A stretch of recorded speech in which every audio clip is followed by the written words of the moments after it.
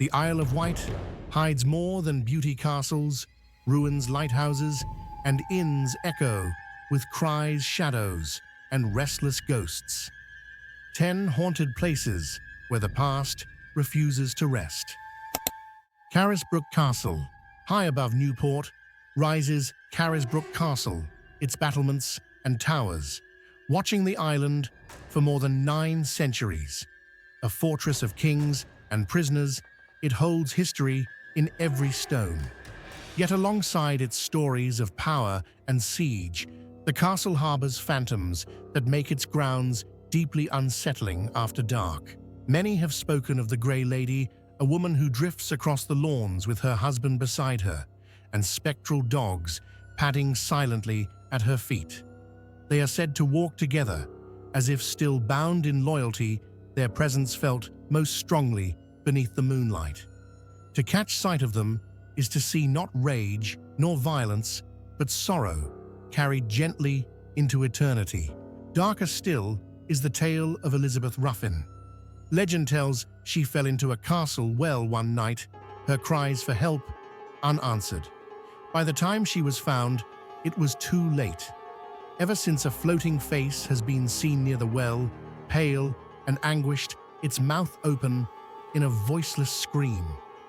Witnesses speak of being transfixed, unable to move, as the wailing face hovers only to vanish the moment they break eye contact. A former visitor recounted pausing on the ramparts when his dog began barking furiously at empty air. Looking down, he thought he saw a woman in grey standing by the well, her face obscured before she faded into the stone itself. Others describe the sound of dogs barking faintly, though no animals are kept within the castle walls. Carisbrooke is a place where history and haunting merge. Its halls once held monarch soldiers and prisoners, but the figures that remain belong to no living age. The Grey Lady, her loyal companions, and the weeping Elisabeth Ruffin still wander its grounds, reminding all who visit that tragedy leaves echoes no wall can keep out.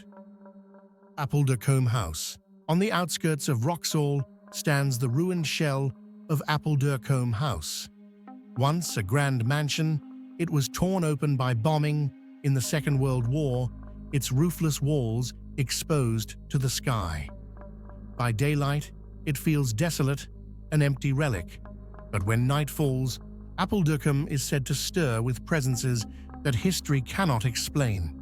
The most enduring figure is that of a spectral monk. Local tradition tells how he was once confined in the house deemed mad by his brethren. Allowed to roam at night for exercise, he carried a bell and rang it as a warning to keep people away. To this day, in the lanes around Appuldurcombe, people claim to hear the slow toll of that bell, a sound with no visible source. Some have even described a robed figure emerging briefly in the dark head, bowed before vanishing into the fields. But he is not alone. Along the road leading to the house, travelers speak of a phantom carriage, pulled by horses racing furiously through the night. Wheels rattle, hooves strike sparks, yet no track is left on the earth. Witnesses describe the carriage as solid, almost real, until it rounds a corner and disappears without a trace. Inside the broken rooms of the house itself, shadows gather where no one walks. Stories speak of former occupants still lurking in the cellars, whispering in voices too faint to catch. Some who step into the ruins late in the day report a heavy stillness, as though unseen eyes are fixed upon them. One tale tells of a visitor exploring the corridors with a torch. She stopped, suddenly convinced she saw someone standing ahead of her. As the light swept forward, there was nothing, only stone. Yet moments later, the tolling of a bell rang faintly behind her, echoing across the roofless ruin. Appuldurcombe today is admired as a piece of architectural heritage. Yet its legends refuse to fade. The monk with his bell, the racing carriage, the restless shadows in the cellar, each suggests that whatever history stripped from the house, something far older and more mysterious still remains. For those who linger too long in its grounds, Appuldurcombe House is less a ruin than a stage where the past is still alive. St. Catherine's Lighthouse, at the southern tip of the Isle of Wight, where the cliffs fall sheer into restless seas, stands St. Catherine's Lighthouse. Built as a guide to sailors, it rises stark against the sky, its beacons sweeping out into the night. But within its walls, the light has never banished the shadows. One of the most unsettling accounts involves a photograph. Visitors to the lamp gallery once captured an image of a figure standing among the glass and steel. Yet another photo taken seconds earlier showed the gallery empty, and the lighthouse at that time was unoccupied. Who then had been standing in the lantern room, staring silently into the camera? Voices are also said to haunt the keeper's house. A man, a woman, and a little girl heard in heated dispute, their argument drifting through the hallway, though no one can be found. Doors slam with force when no hand is near the latch, echoing down corridors that should be quiet. A flip-top bin once rattled and banged so frequently that the family living there finally removed it in frustration. Even their cat reacted violently, hissing and arching its back at unseen presences. One keeper's wife spoke of being awoken by the sound of the front door crashing shut, though every bolt was fastened. Another described sitting alone when the voice of a child called out close to her ear. She searched the rooms in vain. Locals whisper that the spirits may belong to those who perished on the treacherous rocks below, forever tied to the light that failed to save them. Others suggest they are former keepers, bound by routine, still tending the building long after death. Whatever their origin, the activity has persisted into modern times, leaving even seasoned staff uneasy when dusk settles over the cliffs. Today, St. Catherine's Lighthouse still guides ships through perilous waters. But to those who know its stories, the place is more than a beacon. It is a house of echoes, where voices rise in empty halls, and a shadow can appear, captured not by sight, but by the lens of a camera. On storm-lashed nights, the beam may sweep across the sea, yet within darkness still holds its ground. Ventnor Botanic Gardens. On the island's southern coast beneath the cliffs of the Undercliffe lies Ventnor Botanic Gardens. By day, it is a place of exotic plants and sunlight, a sanctuary of beauty. Yet when the visitors depart and silence returns, the gardens are said to reveal a far darker side. The grounds were once part of a tuberculosis hospital, its open-air wards, built to expose patients to sea breezes. The hospital has long since vanished, but traces of its presence endure. Staff working late have reported doors locking behind them with no one near the keys. Files have been discovered removed from cabinets neatly stacked on tables, though the building itself had been locked tight. Most unsettling of all is a recurring phenomenon each December. In the week before Christmas, a strong scent of hot cinnamon punch drifts through the air. It is said the drink was once carried around the hospital wards during the festive season, bringing comfort to those facing their final days. Now, long after the hospital is gone, the aroma still lingers, as if unseen hands are serving it once again. Eyewitnesses also tell of gaunt, frail figures wandering the gardens. Some believe these are the shades of former patients forever pacing the grounds where they once sought recovery. One staff member even described conversing with an elderly man, seated quietly in a corner, only to realize seconds later that no one else was there. Another gardener spoke of working alone in a shed when the air turned cold and heavy. Glancing up, he saw a thin man in hospital clothes watching him from the doorway. As he blinked, the figure dissolved into mist, leaving only the faint scent of herbs from the garden. Ventnor Botanic Gardens remains a place of life and learning, yet its past refuses to fade. The locked doors, the wandering patients, the ghostly aroma of festive punch all point to an echo that endures. Visitors come seeking beauty among the flowers, but some leave with a chill they cannot explain, convinced they brushed against the shadows of those who never truly left. Whitecroft Hospital. On the outskirts of Newport stands the looming bulk of Whitecroft Hospital. Once the island's principal asylum, its corridors rang with the cries of the disturbed for over a century. Closed in the early 1990s, the vast complex has since been partially converted into apartments, yet its reputation as one of the most haunted places in Britain has proved impossible to erase. Those who have entered the building speak of a constant sense of being watched. Contractors brought in to prepare the site complained of footsteps following them through empty wards' doors, closing with a violent slam, and whispers that seemed to rise from the very walls.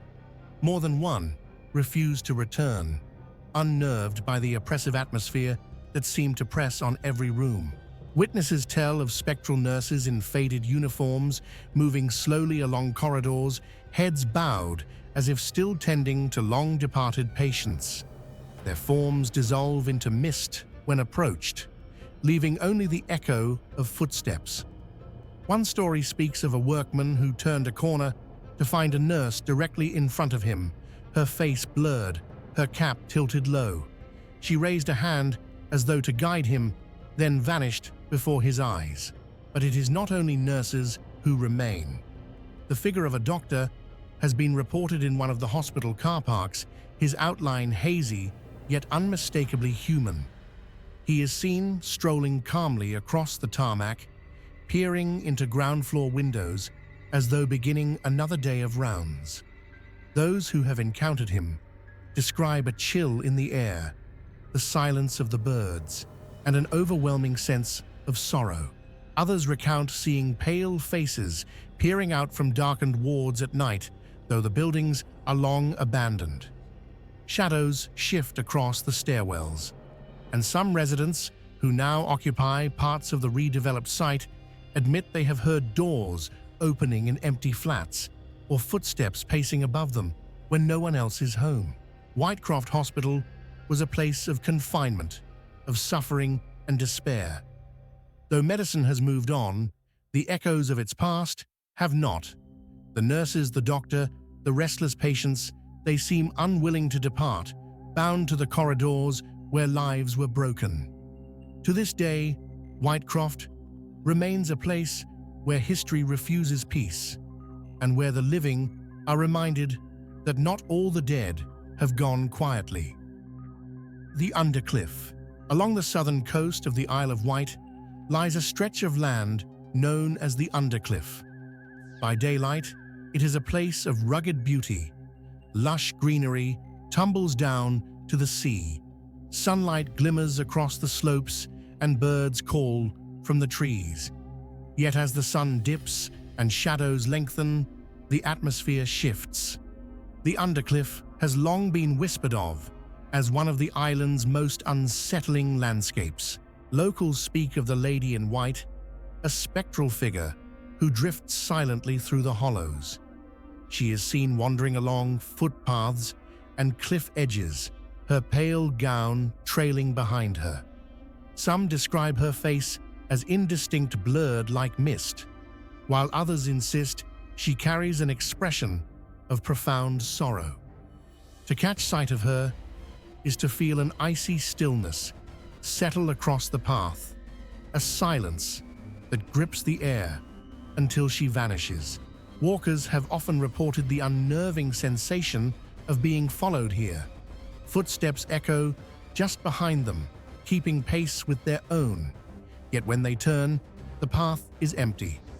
Some speak of whispers, drifting on the wind, too faint to catch, but persistent enough to raise the hairs on the neck. One hiker described the chilling moment when his dog refused to move forward, staring fixedly into the undergrowth. growling at something unseen.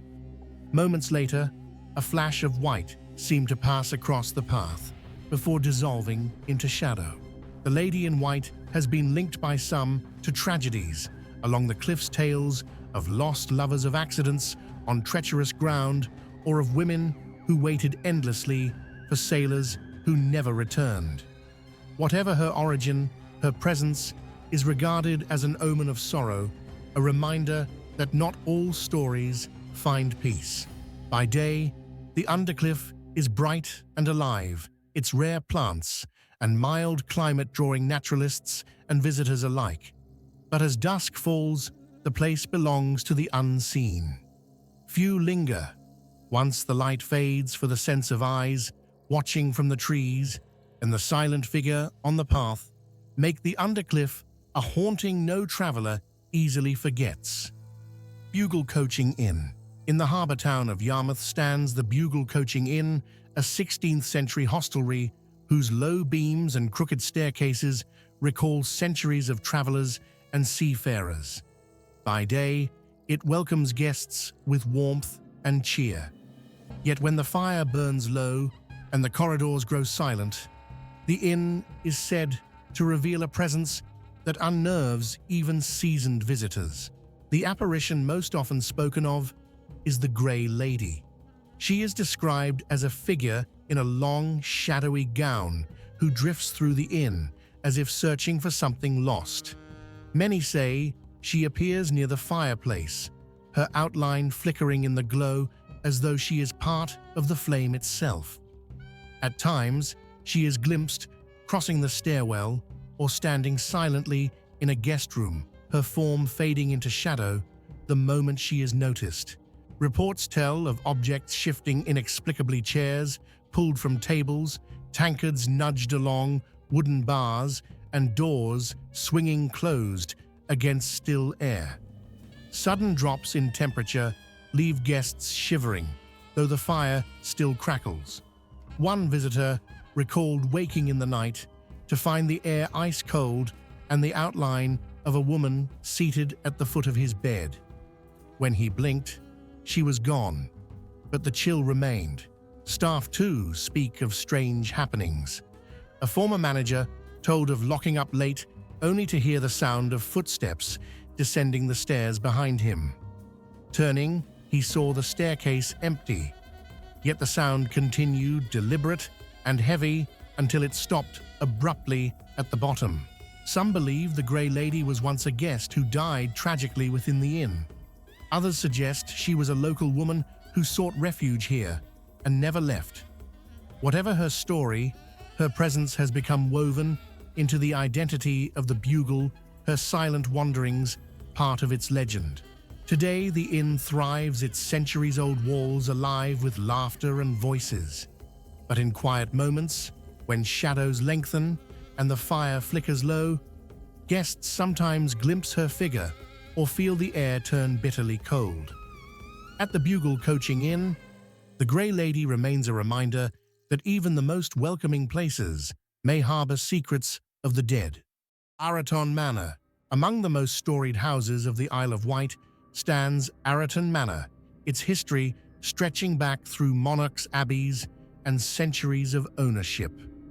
By daylight, it is an impressive residence proud of its heritage. Yet in legend, the manor is shadowed by one of the island's darkest ghost stories. The tale is that of Annabelle Leigh, a young woman said to have died violently here. Local tradition claims she witnessed her brother suffocating their father in a dispute over inheritance. To silence her, he hurled her from the highest window of the house. Her broken body was found below, and with it, a legend was born. Ever since, visitors to Arreton have spoken of her spirit. Annabelle is said to haunt the room from which she felt her presence strongest when the night is still. Witnesses describe a sudden chill, the rustle of unseen fabric, and the sound of sobbing carried through the halls. Some claim to have seen her figure pale and sorrowful, standing by the very window where she met her end, staring out as though reliving her final moments. One former guest recounted being drawn to that room late at night.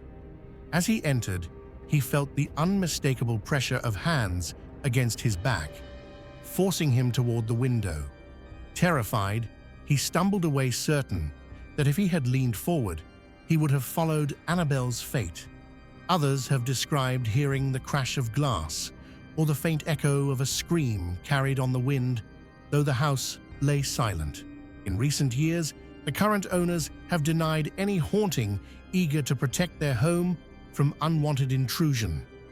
They insist the tales are exaggerated, spun by rumor to darken the manor's reputation. Yet the story of Annabelle Leigh persists, repeated in books, on tours, and in hushed voices across the island.